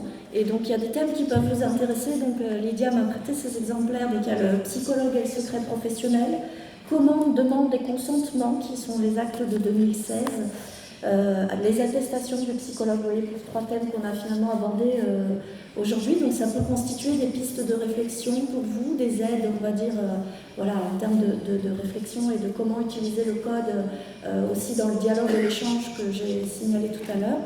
Donc ils sont disponibles en ligne, en version numérique ou papier, comme tu les as, par l'intermédiaire du site de la cncdp.fr ou de la FFPP. Voilà. Et vous dire aussi, donc là je fais mon auto-promo, j'en profite parce que vous êtes nombreux, pour vous dire qu'à la Commission nationale de déonto, on recherche toujours des membres prêts à venir défendre effectivement la déontologie, défendre les psychologues, défendre les usagers. Si ça peut vous intéresser de vous inscrire dans cette pratique de membre CNCDP, on doit être normalement entre 8 et 12, on est actuellement 9 et au mois de janvier on sera 3 à partir, et je m'inclus dedans puisque mon mandat se termine au mois de janvier. Donc vous voyez qu'on va rechercher du monde, donc si ça peut vous intéresser de vous engager, si vous avez du temps libre et que vous ne savez pas quoi faire, je peux vous occuper. Et n'hésitez pas à venir me voir après la conférence et le moment de questions, je répondrai aux vôtres sur ce sujet. Voilà, merci.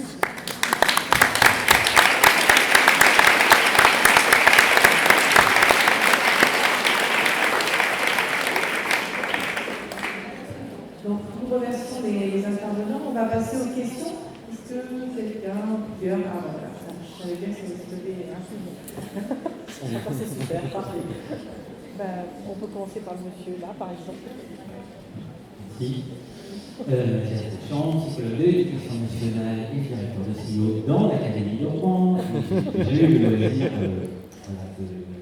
le plaisir d'assister à la conférence de 9 février ici présent, toujours très éclairante. Et à ce titre-là, j'aimerais revenir question RGPD sur l'utilisation du mail. On n'en a pas vraiment parlé là. Que dire des échanges de fichiers? Ça m'arrive, moi, le premier, d'échanger des fichiers nominatifs à propos des mômes avec des données dedans, chiffrées ou pas d'ailleurs, voilà, on passe là-dessus. Et que dire également des collègues qui, sous prétexte de webmail académique trop lent ou trop plein avec voilà, trop peu de dossiers disponibles, utilisent un Gmail ou un Yahoo Mail, en sachant que, bien sûr, Google, Yahoo et l'ensemble des GAFA sont bien connus pour utiliser les données personnelles à des fins commerciales. Merci beaucoup Mathias, je pense que la question est adressée. Bon, alors là, on est effectivement, ça peut être une question de déontologie malgré tout, parce que en définitive, c'est une question qui prend tout son sens à l'heure d'aujourd'hui, puisque on est à l'ère numérique, on utilise des outils très performants, parfois trop performants quand il y a du privé justement. Parce que effectivement, l'éducation nationale, c'est pas une entreprise avec 4500 ingénieurs qui travaillent à développer de l'applicatif. Donc on aura toujours un petit temps de retard avec Google, on aura toujours un petit temps de retard avec des multinationales qui ont ce métier et qui font très bien ça. Mais il est vraiment important de dire qu'effectivement, ces entreprises, contrairement à nous, ne travaillent pas au service de l'intérêt général. Elles ont des intérêts particuliers, des intérêts privés, des intérêts commerciaux. Et l'idée, c'est les données à caractère personnel sont devenues, et là, vous l'entendrez peut-être dans la presse ou dans les revues spécialisées, mais c'est devenu le pétrole du XXIe siècle. C'est-à-dire qu'il y a les données, vos données, les données des élèves, toutes les données ont une valeur marchande. Et à ce titre, elles sont très concrètement utilisées à foison par des géants de l'Internet. Pas forcément des géants non plus, par tout à chacun qui a tout intérêt à utiliser de la donnée. Donc de ce point de vue-là, il faut que nous nous en prémunissions, et c'est tout le sens du texte dont je vous ai parlé, c'est-à-dire le RGPD, dont vous avez peut-être entendu parler, le Règlement général sur la protection des données, qui est venu justement protéger à l'échelle européenne l'ensemble des citoyens européens que nous sommes pour justement essayer de contrecarrer cette dérive de l'utilisation des données. Parce que les enjeux sont vraiment fondamentaux, sociétaux, puisque en fait, les entreprises n'ont que faire de la survie de nos démocraties d'une certaine manière, et on voit bien que derrière les enjeux sont extrêmement forts par rapport à ça. Donc il est important que concrètement on s'empare véritablement de ce sujet. Donc je ne veux pas rentrer dans le détail parce que c'est vrai que c'est tout un sujet, le RGPD effectivement, mais ce qui est certain, c'est que les textes nous obligent aujourd'hui à être responsable des données qu'on nous confie. C'est-à-dire qu'en fait, lorsqu'une famille vous donne toutes ses données personnelles, à commencer son identité, son adresse, mais vous en plus, vous manipulez de la donnée sensible puisque vous allez au cœur de certaines situations problématiques, et à ce titre, vous émettez des avis, des commentaires sur des faits que vous avez établis. Et effectivement, on attend de vous, en tout cas, que vous soyez garant de ces données-là, et que vous les protégiez. C'est-à-dire, alors comment les protéger? Pas avec un fusil de chasse en restant planqué dans votre bureau, concrètement c'est pas ça qu'on attend de vous, mais en tout cas en ayant des pratiques, je dirais, des pratiques qui soient vertueuses autant que possible par rapport à l'utilisation des données et le transfert des données notamment. Déjà la conservation, on va commencer par le b.a.-ba, la conservation, vous avez un ordinateur, vous utilisez votre ordinateur, c'est comme, d'ailleurs c'est le terme, vous avez un bureau, un desktop, comme on dit en anglais, sur le bureau, mais physiquement quand vous êtes dans votre bureau, le matin vous ouvrez à clé, le soir vous fermez à clé, vous avez fermé à clé toutes vos armoires et vous êtes entouré de toutes les sécurités nécessaires à la protection des dossiers que vous avez dans votre bureau. Finalement on attend un petit peu la même chose sous un angle numérique, c'est-à-dire qu'en fait finalement on demande à ce que vous sécurisiez, mais ça ne vous inquiétez pas parce qu'il y a des spécialistes pour ça des systèmes informatiques dans les rectorats qui font très bien ce métier-là et qui sécurisent votre bureau de ce point de vue-là. Ce sont eux qui mettent, je dirais, le barillet, qui vous donnent la clé pour pouvoir ouvrir. Mais au-delà de ça, il y a la sécurité que nous faisons. C'est-à-dire qu'en fait, dans nos pratiques, et le cas le plus classique que l'on rencontre, c'est le dossier en urgence qui tombe le vendredi après-midi, On a besoin de ces informations très rapidement et dans la précipitation, parce qu'il est vendredi, 5 heures, on doit récupérer les enfants et ainsi de suite. On envoie un mail avec la pièce jointe, avec toutes les données. Tiens, j'ai même pas fait le tri, c'est pas très grave. J'envoie le dossier tel quel et je l'envoie par mail. Et là, la faille, elle est là, quoi, en fait. C'est-à-dire dans nos pratiques qui sont, je dirais, en ce sens, pas très vertueuses, on l'a tous fait. Moi-même, si je n'avais pas connaissance de ces problématiques RGPD, je crois que j'en serais encore à ce stade-là. Mais ce qui est certain, c'est qu'en fait, concrètement, il est important de changer nos comportements par rapport à ça, parce que les piratages de données via le mail sont fondamentaux. Et puis, n'oubliez pas qu'en fait, concrètement, il faut aussi s'entourer de l'envoi de ces mails d'un certain nombre de sécurité. Idéalement, il faut crypter les fichiers Excel, si vous en avez, en mettant un deuxième mail avec un mot de passe, par exemple. Ne serait-ce que ça, c'est le BABA. Je sais, dans la pratique, c'est pratiqué, notamment le vendredi soir, je sais bien, personne ne le fait, et voilà. C'est pour ça que je vous donne le tuyau, hein, très honnêtement. Donc, concrètement, ce qui est important par rapport à ça, c'est de vous dire qu'en fait, le fait aussi, par exemple, et ça c'est une pratique très éducation nationale, c'est lorsqu'on envoie un mail, on a tendance à l'envoyer à tout le monde, à toutes les personnes qui sont susceptibles d'être intéressées par l'information. Et bien ça c'est pas bon non plus, parce que en fait, si vous arrosez, je dirais, 20 personnes, alors qu'il y en a que 2 qui sont potentiellement véritablement concernées par l'envoi que vous avez fait, ben, ça fait 18 personnes qui ne sont pas censées avoir les informations que vous avez communiquées. Et en ce sens, effectivement, vous commettez une faute au sens du RGPD. Donc c'est pour ça que j'attire votre attention aussi sur ces pratiques-là, parce que l'informatique est tellement rentrée dans notre quotidien, tellement rentrée dans nos pratiques, et on le fait dans le privé, dans nos pratiques personnelles, on le fait, et on s'en soucie pas. Parce que, simplement pour vous donner une illustration très simple, il y a encore 15 ans, quand on utilisait l'informatique, on avait extrêmement peur, on s'est dit, mais je ne donne pas mes données, même donner son nom, on préfère utiliser un pseudo parce qu'on avait peur de se faire pirater quoi que ce soit, c'était il y a 15 ans. Maintenant, tous les volets psychologiques par rapport à l'utilisation de l'informatique ont sauté. On fait entièrement confiance, alors que aujourd'hui, c'est aujourd'hui que c'est beaucoup plus dangereux qu'il y a 15 ans. Donc c'est inversement proportionnel.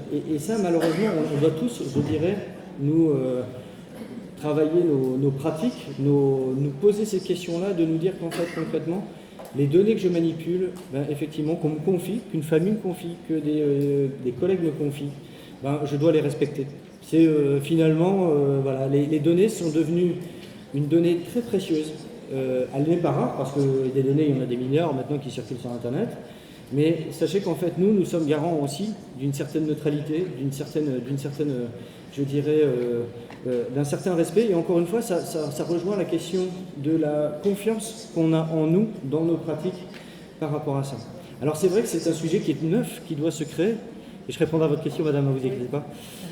Mais c'est un sujet qui est neuf et qu'on doit s'emparer tous, parce que c'est un sujet qui nous concerne aussi bien en tant que fonctionnaire de l'éducation, et ça c'est certain que là on n'a pas le choix, on ne peut pas déroger à ça, mais même y compris dans nos pratiques personnelles, c'est-à-dire qu'en fait quand on utilise Internet et ainsi de suite, parce que ça nous concerne tout à chacun, en tant que fonctionnaire, mais aussi en tant que citoyen, en tant que parent, en tant que... Voilà, toutes les facettes que l'on a de notre vie sont impactées par la circulation de ces données à caractère personnel, et on doit faire preuve et œuvre de vigilance par rapport à ça. Voilà. Au plan de la déontologie, moi je rajouterais juste effectivement qu'on retombe d'accord encore une fois, hein, c'est-à-dire que le répondre à tous, c'est la question du destinataire finalement qui revient là-dedans. Et la question aussi, c'est encore une fois le poids des mots, c'est-à-dire que dans un mail, parfois on donne des informations un peu rapidement, sans trop prendre nos distances, ça peut arriver, on le fait vite, hein, on envoie vite la pièce jointe et vite le petit mot qui va avec. Et j'ajouterais aussi quand même la question aussi, même si ça vous concerne sans doute moins, mais du SMS. Parce que de plus en plus de psychologues transmettent un certain nombre d'informations par SMS, soit à une tutelle qui les a demandées, soit même à des parents par exemple, ou à un patient dans le cadre de la relation de soins. Là aussi, ça interroge énormément sur ce moyen de communication pas vraiment officiel, encore moins formalisé du point de vue du français. Il est rare que sur un SMS vous fassiez des phrases où vous allez vous demander si la phrase elle est bien tournée pour respecter tout le monde et la distance et le reste. Donc je vais paraître un petit peu rétrograde, mais je crois que la mise sous pli papier et reste encore le moyen le plus verrouillant, même s'il n'est pas rapide, de donner des informations, d'avoir pris le temps effectivement de réfléchir à ce qu'on donne comme information et comment on le donne, et avec une mention du destinataire et confidentielle qui permettent a priori aussi que ça ne soit pas ouvert par quelqu'un d'autre. Parce que n'oubliez pas que le mail, s'il est adressé à un chef d'établissement, sera peut-être ouvert par la secrétaire de direction. Madame, avec une question. Il faut prendre le micro. Non, le micro, il faut lui donner le micro, on n'entend pas.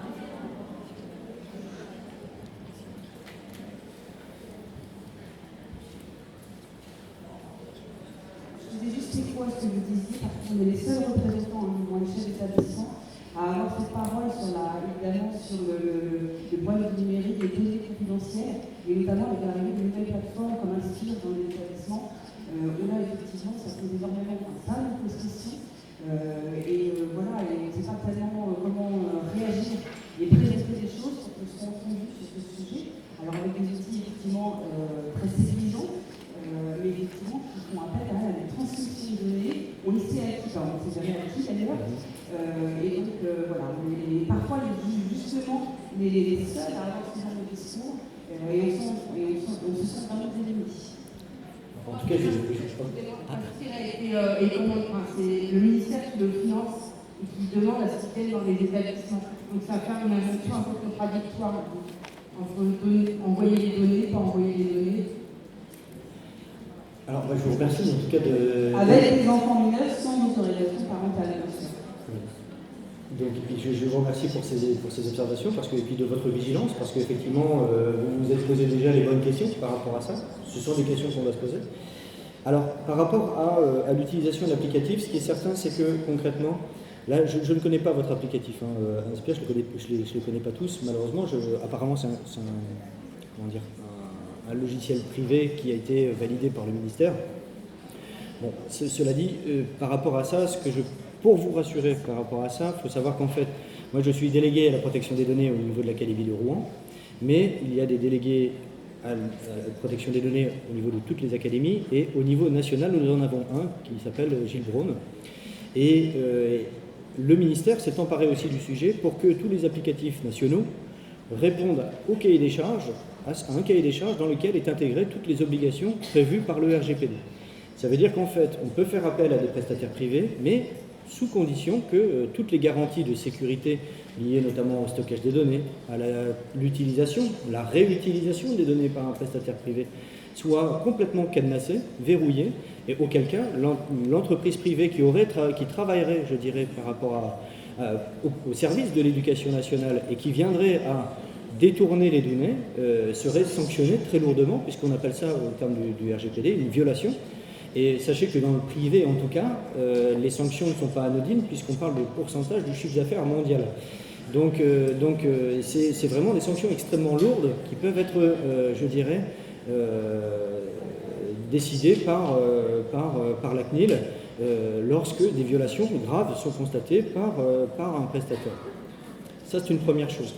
L'idée, c'est que par rapport à ça, si vous vous dites qu'en fait, par rapport aux applicatifs privés qui sont utilisés et labellisés par l'Éducation nationale, en principe, ils sont comme je vous le dis, ces vérifications faites par l'Éducation nationale ont été faites et cette mise en conformité du RGPD est effective. Vous n'en êtes pas forcément au courant, mais sachez qu'en fait, il y a quand même ce principe-là qui prévaut. Donc, si vous voyez qu'en fait quelque chose est labellisé par l'Éducation nationale, vous pouvez quand même l'utiliser sereinement. Vous n'avez pas à vous poser ces questions.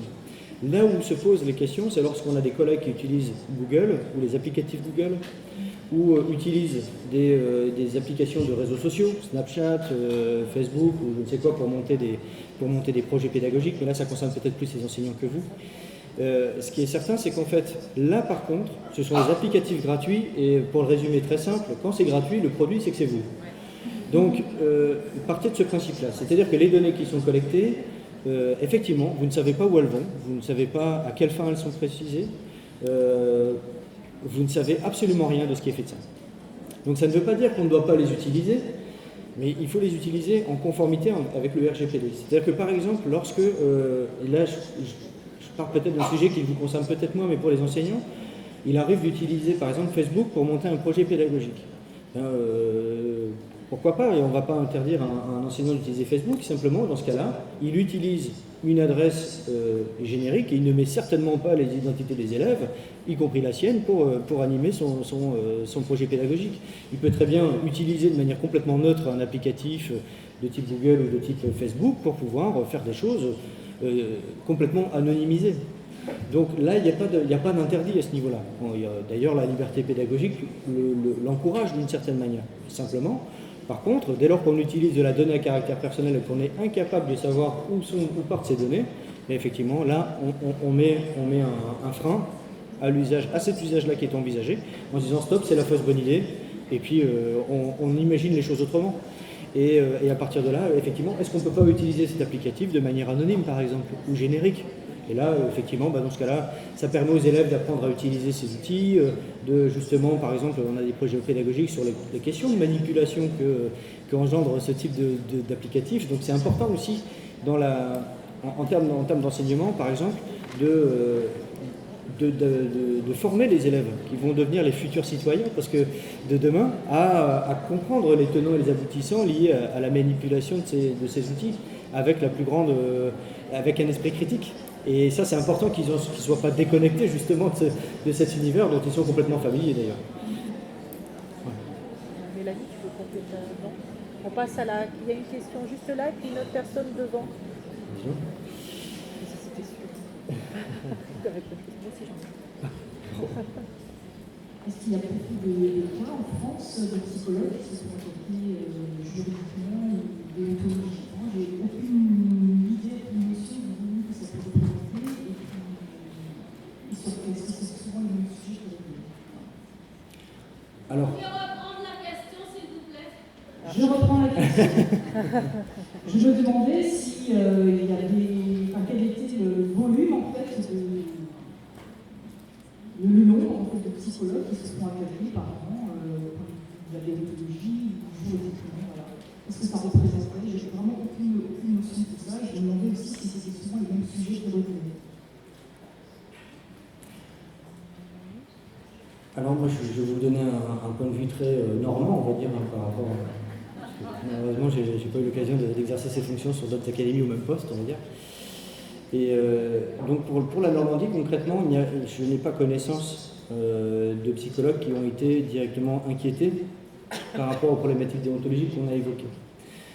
Cela dit, ça ne veut pas dire que les décisions qui ont été prises avec le concours d'un PSYEN, c'est-à-dire qu'en fait, l'acte administratif, la décision qui a été prise de scolariser tel élève à tel endroit, et ainsi de suite, avec le concours d'un PSYEN, n'a pas été contestée devant les tribunaux. C'est-à-dire qu'en fait, concrètement, il y a différents biais, c'est-à-dire que vous n'êtes pas directement attaqué en votre fort intérieur par rapport à ça. Mais concrètement, le travail que vous faites ou les décisions qui résultent du travail que vous avez fait peuvent être attaquées devant les juridictions. Et ça nous arrive de temps en temps.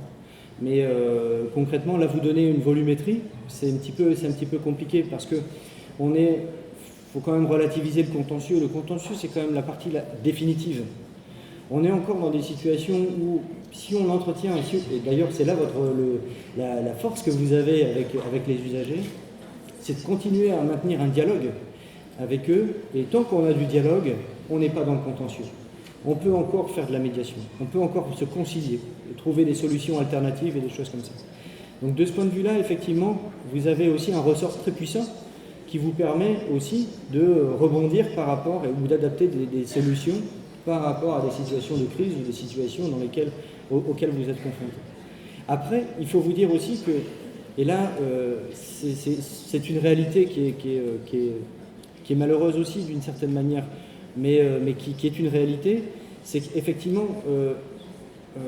et là je ne cherche absolument pas à généraliser, mais on constate un petit peu la même chose aussi, par exemple, pour un tout autre exemple, par analogie, avec les conseils de discipline.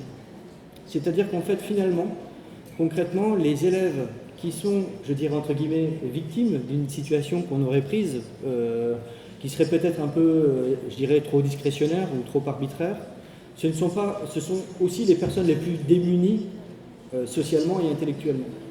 Donc ce ne sont pas forcément des gens qui ont une logique d'aller, je dirais, porter une affaire devant les tribunaux. Et ça, c'est un petit peu la double peine d'une certaine manière, parce que non seulement on les afflige d'une décision qui est un petit peu arbitraire, autoritaire, parce qu'une solution qui nous arrange, et en même temps, ils n'ont pas la capacité, je dirais, culturelle ou sociale de pouvoir porter ça devant les juridictions. Donc effectivement, il y a ce double effet, ce double levier qui fait qu'en fait, on ne voit pas forcément toujours tous les dossiers portés devant les tribunaux par rapport à ça. En revanche, effectivement, ça ne veut pas dire que quand on a des familles, je dirais, culturellement et socialement, je dirais, plus favorisées, qui se retrouvent dans les mêmes situations, bah, effectivement, les parents sont beaucoup plus exigeants, beaucoup plus regardants, beaucoup plus, je dirais, vindicatifs aussi, et n'hésiteront certainement pas à user de toutes les voies de recours qui leur sont possibles pour pouvoir obtenir gain de cause. Et ça, on le ressent aussi, parce que, et ça porte le niveau du contentieux à autre chose. Mais ça, pour moi, ça fait plus ressortir malheureusement une fracture sociale. Alors, et en volume, je dirais qu'on a malheureusement plus à traiter de situations de personnel en situation de grande fragilité, qui ne vont pas forcément se plaindre et à qui on va pas forcément donner une réponse la plus adaptée. Mais je ne remets certainement pas au cause de votre travail, hein, c'est une décision, et là je parle de la décision qui est prise avec tout le décorum qui va avec ça. Et c'est pour vous donner un petit peu mon point de vue par rapport au contentieux qu'on pourrait voir naître par rapport à ça. Ouais. Alors sur le plan déontologique et sur le plan de la CNCDP, je vais répondre un peu différemment, puisque la CNCDP, d'une part, c'est quand même une commission qui a un spectre relativement confidentiel, allons nous dire, c'est-à-dire que tout le monde ne sait pas qu'il y a une commission de déontologie des psychologues. Donc de fait, les demandes qui nous arrivent sont peu nombreuses. Néanmoins, je dirais deux choses, peut-être même trois. D'une part, c'est qu'on a quand même, depuis 4 ans que j'y suis, plus que doublé les demandes par an. Donc là, sur l'année dernière, on était à 30 avis émis et beaucoup plus de contacts, bien entendu, par mail ou directement au siège de la FFPP par téléphone. Donc sur les avis émis, on a plus que doublé. Sur les contacts, il faudrait faire l'analyse précise, mais je pense qu'on a au moins quadruplé. Je dirais aussi que dans une société qui se judiciarise de plus en plus, on a aussi cette augmentation, moi, me mène à penser qu'effectivement on va dans ce sens-là, qu'à un moment les gens vont demander de plus en plus à ce qu'on rende des comptes. Et la troisième chose, je dirais, qui contient quand même les chiffres de la CNCDP, c'est justement que nous sommes consultatifs. Et encore hier, je répondais à des mails sur le mail de la CNCDP où les gens me demandent comment faire pour que le psychologue soit sanctionné, à qui dois-je m'adresser pour qu'il n'ait plus l'autorisation d'exercer. Donc le fait que la CNCDP ne soit que consultatif freine les gens à nous demander quoi que ce soit, puisque de toute façon nous n'aurons aucune mission du point de vue de la sanction ou encore moins de l'interdiction d'exercer. On n'est vraiment pas là dans cette mission-là. Nous, on est dans la mission de l'éclairage vis-à-vis des pratiques des psychologues pour éclairer le psychologue lui-même vis-à-vis des situations qu'il rencontre ou l'usager vis-à-vis des pratiques psychologiques qu'il a pu rencontrer. Mais c'est vrai que je trouve assez inquiétant sur le fait qu'effectivement, ils demandent de plus en plus des comptes et que ces comptes, dans une société comme la nôtre, doivent se traduire par des sanctions. Sa question. Merci. Est-ce que vous avez entendu d'autres questions ? Oui, parce qu'il y avait une collègue, voilà, une question et après on va devoir arrêter. Alors le micro, s'il vous plaît.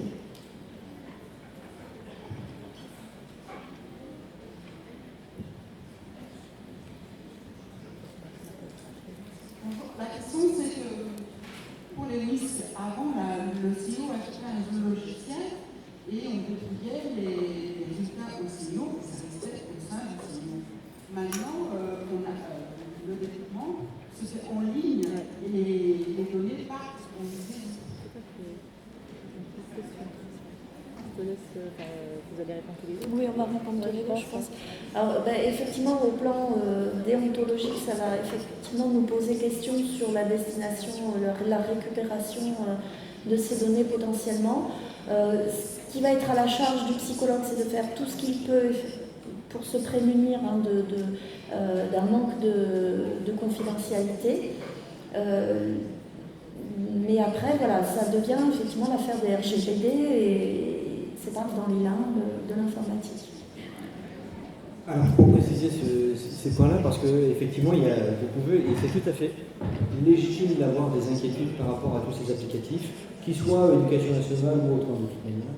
Mais sachez que concrètement, vous avez tout à fait le droit de saisir votre délégué à la protection des données pour avoir accès, je dirais, à des informations qui vous permettent de savoir comment est fait le logiciel, où sont stockées les données, mais pas dans le détail, parce qu'il y a des questions de sécurité, bien évidemment, qui peuvent être divulguées. Mais en tout cas, ces informations-là sont publiques. Et donc, vous pouvez, de votre propre initiative, vous dire, ben voilà, j'utilise tel applicatif, est-ce que vous pouvez me dire où sont stockées les données? Voilà. J'aimerais simplement avoir la fiche technique, ce qu'on appelle une fiche RGPD, pour rentrer dans le détail tout simplement, en fait, pour que vous compreniez bien un petit peu comment ça se passe maintenant. C'est que avant, avec la CNIL, c'était exactement le même travail, sauf qu'en fait, on envoyait les responsables administratifs envoyaient une déclaration à la CNIL, et puis qui était validée comme ça sans trop de difficultés. Là maintenant, le RGPD impose à chaque entité publique de tenir un registre obligatoire pour chaque entité publique, et on a, je dirais, ce registre est consultable par tout à chacun. Un citoyen peut très bien les consulter, demander à savoir un petit peu voilà, quels sont les traitements qui existent, comment sont-ils utilisés, avec quel applicatif, et ainsi de suite. Et donc vous pouvez faire valoir vos droits tout à fait légitimement pour être informé et avoir cette information. Ce sont des informations génériques dans lesquelles vous trouverez tout simplement la finalité du traitement, c'est-à-dire à quoi ça sert, la durée de conservation, pas les lieux de stockage, mais en tout cas les mesures de sécurité qui sont mises en œuvre, et puis les destinataires, à qui sont destinées ces informations. Donc vous avez toutes ces informations, vous pouvez les trouver. Alors, à titre d'exemple, là où vous le voyez, vous pouvez le trouver encore plus facilement, ça concerne les applicatifs nationaux. Et vous tapez le nom d'un applicatif, je ne sais pas, par exemple le traitement Océan ou Siècle, ou peu importe, un logiciel de l'éducation nationale, vous tapez Siècle Légifrance, par exemple, et vous allez avoir l'arrêté ministériel qui vous donne exactement toutes ces informations-là, qui vous disent à quoi servent les données, pourquoi elles sont collectées, et ainsi de suite, et vous avez l'information. En tout cas, toutes les entités publiques ont une obligation maintenant d'être transparents par rapport à ça. Alors, le texte est rentré en application en 2018, donc effectivement, il y a tout un travail encore maintenant. Si vous demandez, si vous exigez d'avoir demain accès à tous les traitements de l'académie, je peux vous dire qu'à mon avis, vous n'aurez pas de réponse tout de suite, parce que c'est un travail de très longue haleine qui est en train de se mettre en œuvre en ce moment, avec les DSI, avec les DAN, avec tout ça, mais avec vous d'ailleurs aussi, au niveau des CIO, par exemple, on y travaille, et les DEN. Donc, et concrètement, effectivement, c'est tout un travail qui est en train de se mettre en place, mais qui tendra justement à garantir cette transparence par rapport à tout ça.